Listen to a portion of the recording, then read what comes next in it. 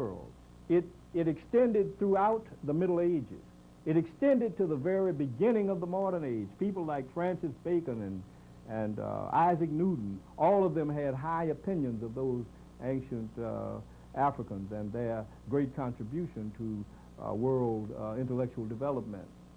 And so it was just in the 18th century that the Europeans suddenly got the idea that somehow or another we're going to have to deny that Africans did all of that. And so they did have a problem. In the early part of the 19th century, that problem was theoretically solved. What made it possible was the 1798 invasion of Egypt by Napoleon Bonaparte. As Napoleon was stepping on the stage of power after the French Revolution, he decided to open up the whole world for this new France dominion, and so he marched into Egypt in order to facilitate that program. And when he got to Egypt, he decided that he had better bring in the intellectuals to deal with the intellectual threat of Egypt to European supremacy. And so he brought the great scholars of France in, who began to study the monuments and the artifacts and the great civilization that was still evident there in the ruins of the Nile Valley. And those intellectuals established the modern discipline of Egyptology, and the Egyptologists then incarcerated the antiquity of African civilization and began to monopolize wisdom about it, and they began to change its image and make it something that it wasn't. But it was Hegel who in 1820 began a series of lectures that were later published as The Philosophy of History, who offered the great solution to the problem. And let me just share with you some of the flavor of his thought that he put in the book that is known now as The Philosophy of History. He said the Negro in Africa exhibits the natural man in his completely wild and untamed state. There is nothing harmonious with humanity to be found in this type of character. He further concluded that the condition of Africans is capable of no development of culture, and that enslavement to more advanced Europeans is necessary to the increase of human feeling among the Negroes and is an advance toward becoming participants in a higher morality. It is a phase of their education.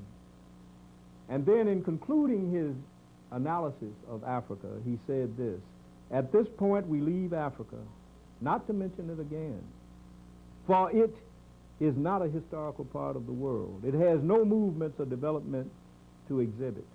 Historical movements in it, that is, in its northern part, belong to the Asiatic or the European world.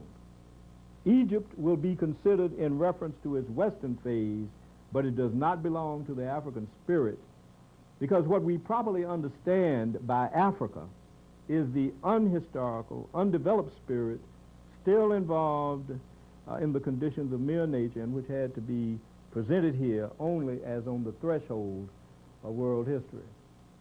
And thus what Hegel did was to solve the problem of ancient African civilization by denying it, by alienating Egypt from Africa and alienating Africans from Egypt, by asserting in effect that ancient Egypt was not African, although it happened to be on the African continent, and that the people of ancient Egypt were not Africans, although they happened to have been born, reared, and developed in Africa. He provided a magical solution to the problem. And to tie it all up, he asserted that Africans had no history, and therefore you don't have to bother about it in the first place. He tried to wipe history from Africa. He tried to commit the crime of historicide, and that is the destruction of the history of a people. And as brutal as slavery itself is, when you commit the crime of historicide, you not only wipe people out physically, but you wipe their memory from the pages of history. And that is, in the long run, a much more vicious crime.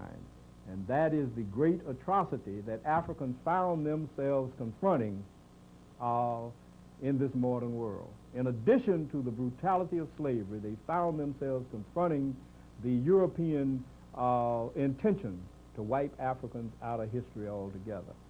That was the great threat. And what happened after Hegel is that that theme of African inferiority, of African absence from history, worked its way into every discipline. They created a special discipline to deal with Africa, since historians couldn't touch Africa anymore because there was no African history, and so they created the discipline of anthropology to study Africa. Historians can't study people that have no Africa. But every discipline, not just simply anthropology, sociology of Durkheim, the psychology of Sigmund Freud, the political science of John Burgess, all of those disciplines were founded upon the notion that Africa is at the bottom of social development. And that was the project that shaped the curriculum that was developed in the 19th century and that we inherited in the 20th century. Because what we had after that kind of curricular development was the emergence of what is called the classical European curriculum, based on the notion that Greece and Rome are the foundations of all civilization and the progenitors of Western civilization, and that the curriculum that has developed and emerged in the modern world came directly from the Greeks and the Romans, ignoring the fact that the Greeks and Romans got that curriculum in the first place from the Africans. That is the monster that we are facing, the curriculum of white supremacy, presided over by the structure of European education. European education not only dominates the education of Europeans, it dominates the education of practically everybody in the world today, even in Asia and certainly in Africa, certainly in the Western Hemisphere. And added to that was the crowning star of this movement, and that is the establishment of European-controlled education of Africans. That was the crowning moment of it, what came to be called in the early 20th century Negro education. That was universal. Started developing in its theoretical foundations here in the United States, and then was transferred to the colleges that were established in Europe by the Europeans in Africa after the great partition of Africa in 1884 and 1885.